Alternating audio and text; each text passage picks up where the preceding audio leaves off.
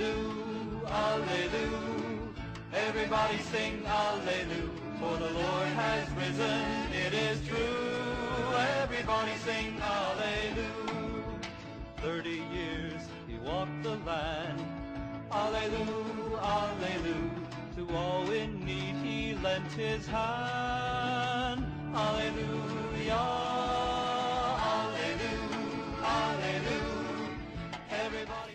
Apologists for the illicit Novus Ordo Mass like to claim that the traditional Latin Mass only dates back to Pope St. Pius V. They also like to confuse people by claiming that the traditional Latin Mass has been revised multiple times.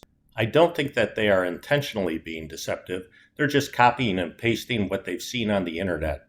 If they actually did any research, they'd learn that they've been told lies and they're just repeating those lies. To be well-read is to cease being Novus Ordo. If a person wants to get the straight information, he needs to go back to what the Church wrote about the Mass before the Second Vatican Council. And to be sure, it's best to look at it from before the Second World War, which was the time modernism started to really infect the Church. So in this video, we'll do just that by looking at what Father Adrian Fortescue wrote in 1914 in his book, The Mass, A Study of the Roman Liturgy. And you can find that book on archive.org. He said, "The Council of Trent, in opposition to the anarchy of these new Protestant services, wished the Roman Mass to be celebrated uniformly everywhere.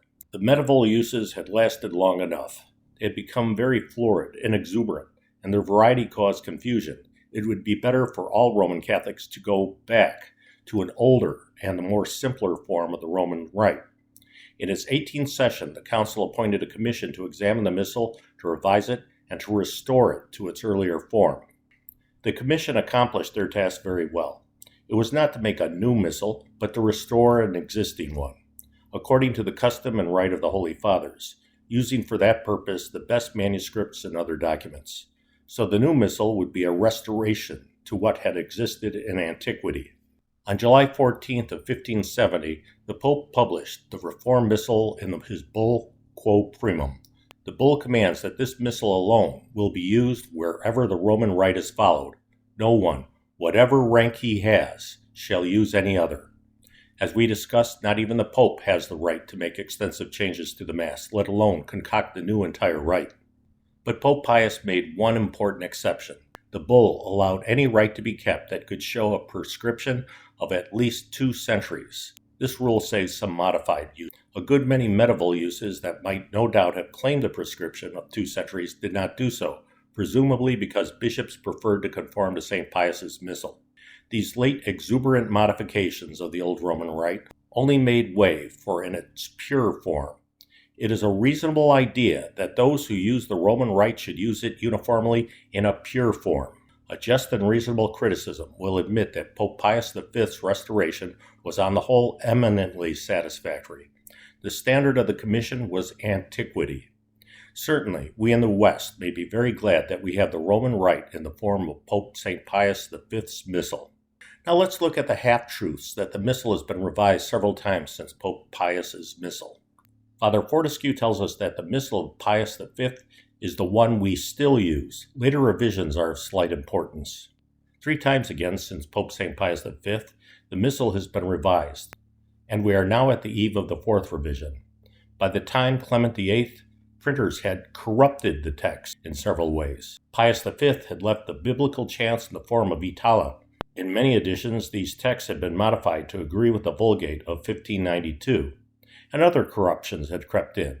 So, for the 1st revision, Pope Clement VIII appointed a commission to revise the Missal once more.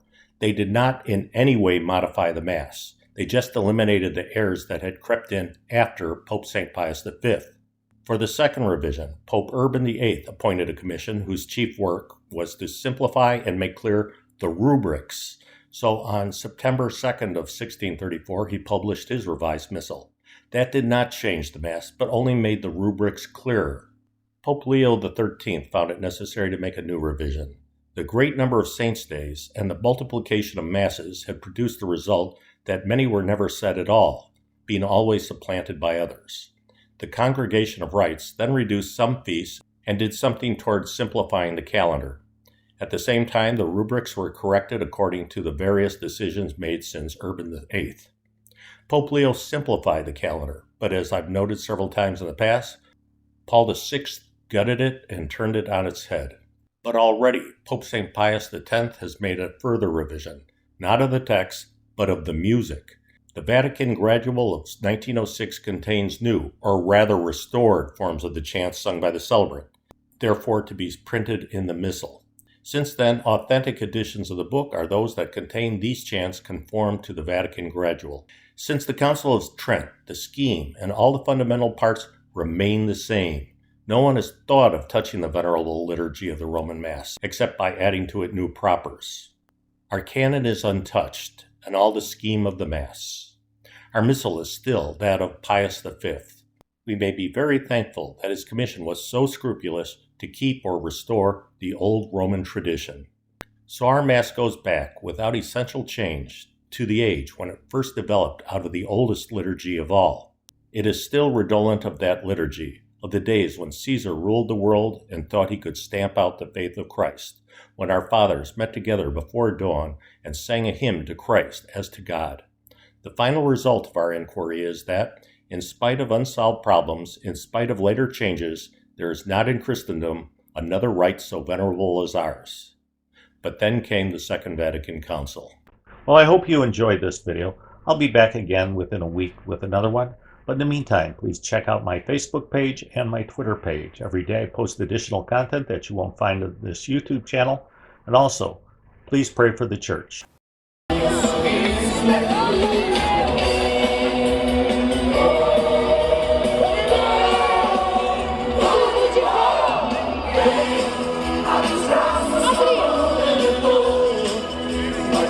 São Francisco está